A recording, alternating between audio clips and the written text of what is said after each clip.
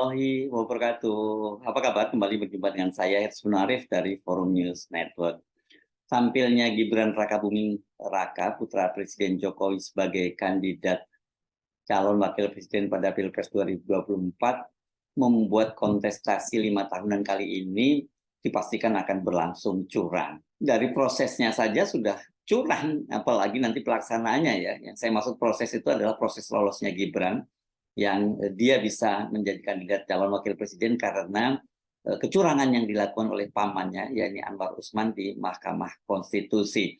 Jadi ya prinsipnya kalau sejak awal prosesnya saja curang, pasti hasilnya juga akan curang. Jadi ada semacam prinsip garbage in, garbage out. Kalau yang masuk sampah, yang keluar itu juga dipastikan akan sampah.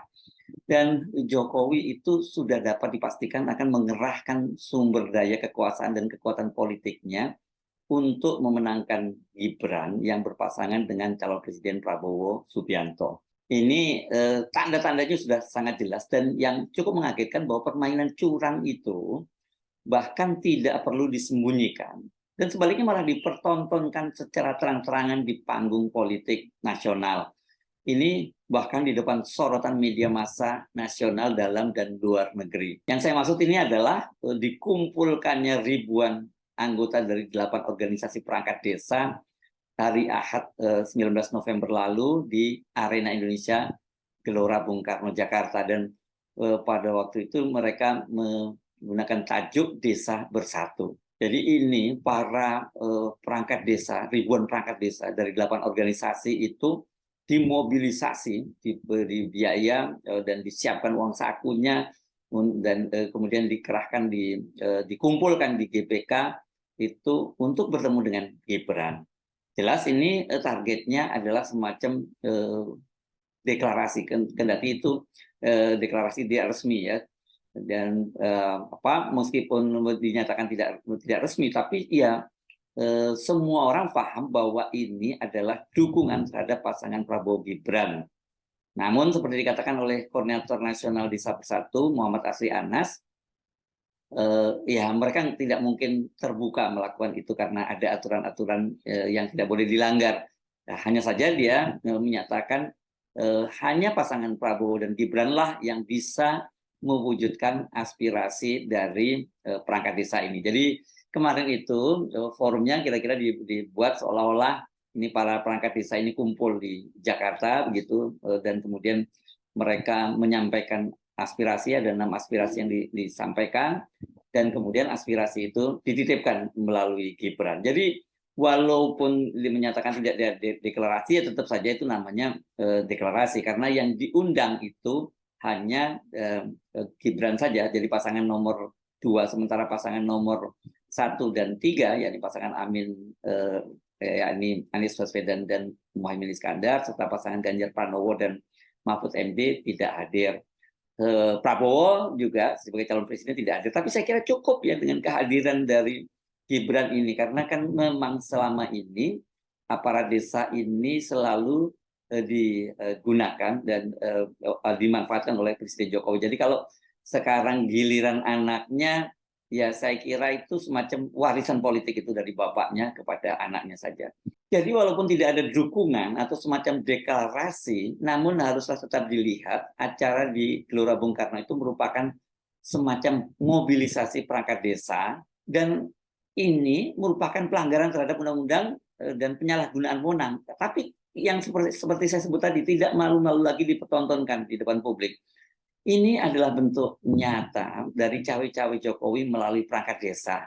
Bahkan sampai seorang menteri desa saja, ya, jangan Anda lihat bahwa menteri desa dan transmigrasi ini, desa tertinggal dan transmigrasi ini, Abdul Halim Iskandar ini adalah politisi PKB dan dia kakak kandung dari Muhaimin Iskandar. Tapi dia sendiri melihatnya bahwa memang dalam aturannya itu perangkat desa dan kepala desa itu harus netral dalam pemilihan umum. Sebab menurut Abdul Halim, itu dalam pemilu kan biasanya perangkat desa itu akan direkrut menjadi kelompok penyelenggara pemungutan suara atau KPPS. Dengan demikian, apabila tidak netral, itu akan sangat berbahaya bagi pelaksanaan pemilu.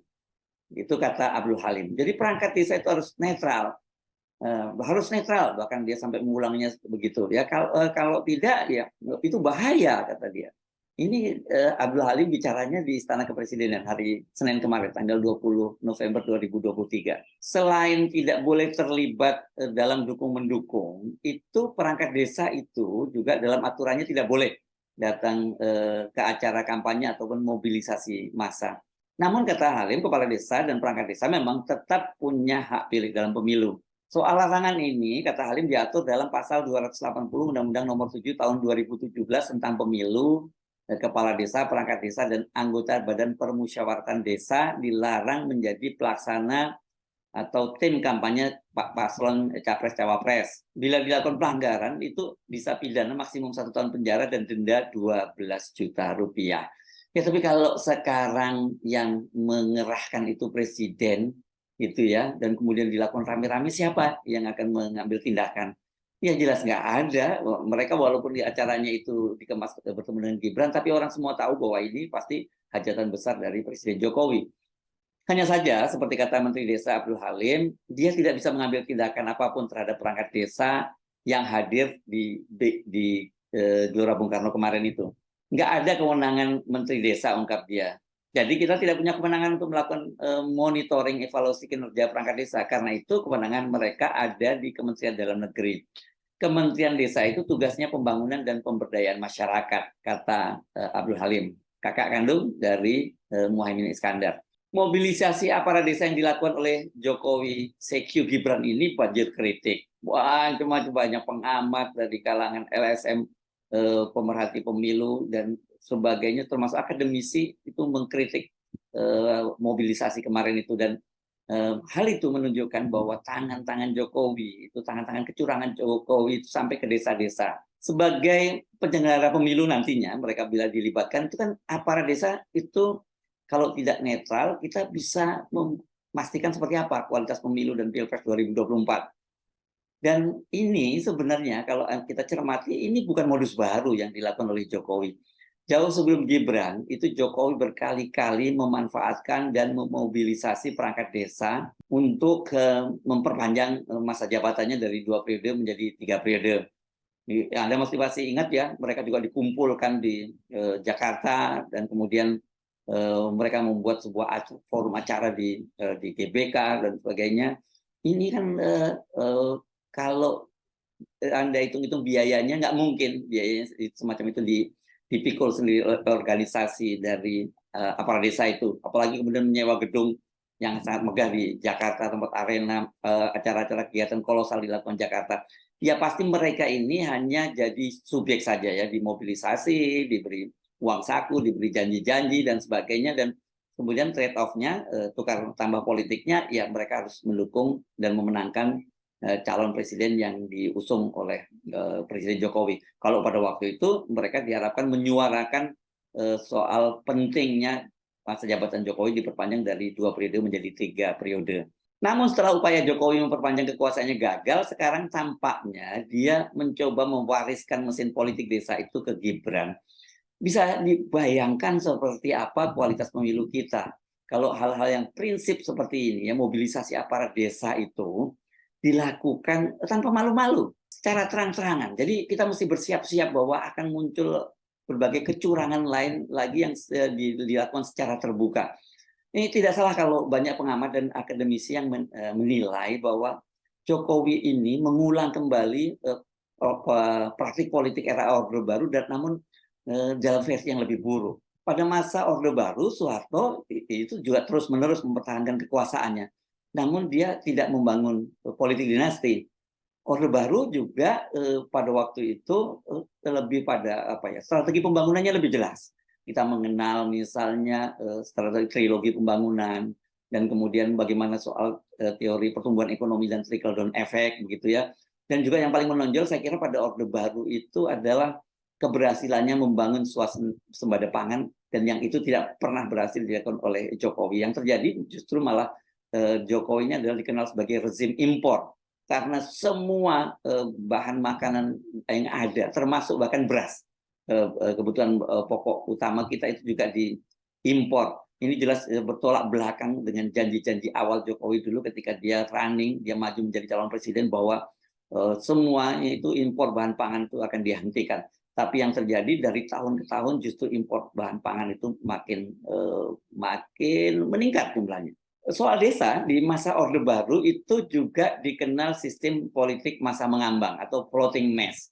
Ini sebenarnya maksudnya supaya jangan sampai terjadi pertikaian politik itu sampai ke desa-desa. Itu teorinya seperti itu ya. Dan kemudian dengan sistem politik masa mengambang itu, floating mess itu, parpol itu dilarang memiliki pengurus sampai ke desa-desa. Kita membayangkan kalau terjadi gontok-gontokan sampai di level desa, ya negara ini bisa terbakar memang. Tapi aturan semacam itu kan sebenarnya bukan dimaksudkan semacam itu aturan yang sengaja itu memotong akar partai politik itu bisa sampai ke desa-desa dan hanya menguntungkan Golkar sebagai partai penguasa. Karena kan walaupun berlaku floating mess, tapi tangan-tangan Partai Golkar itu tetap bisa masuk ke desa melalui perangkat desa. Jadi pada waktu itu ya boleh disebut bahwa semua perangkat desa itu adalah afiliasinya dengan Golkar. Karena itu setiap kali pemilu, Golkar selalu menang besar. Pada masa Jokowi nggak ada lagi konsep floating mess.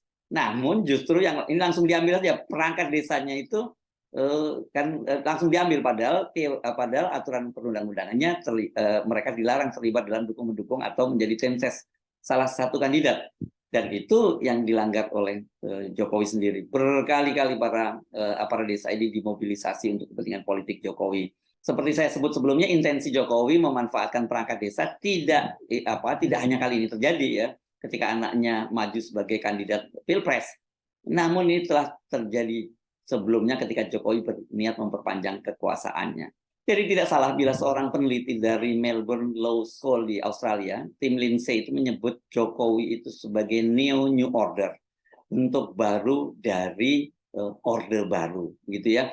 Apa pelanggaran HAM, pembungkaman terhadap para aktivis, kemudian korupsi yang merajalela, pelemahan lembaga-lembaga hukum, juga pelemahan dari lembaga-lembaga non eksekutif, ya, mulai dari yudikatif sampai legislatif, dan banyak praktek-praktek lainnya, terutama sekarang yang lebih buruk, yaitu dia mencoba mempertahankan kekuasaannya melalui politik dinasti. Jadi ya kalau disebut sebagai new order atau bentuk baru dari orde baru, namun seperti yang saya sebutkan tadi, ini versinya adalah lebih buruk.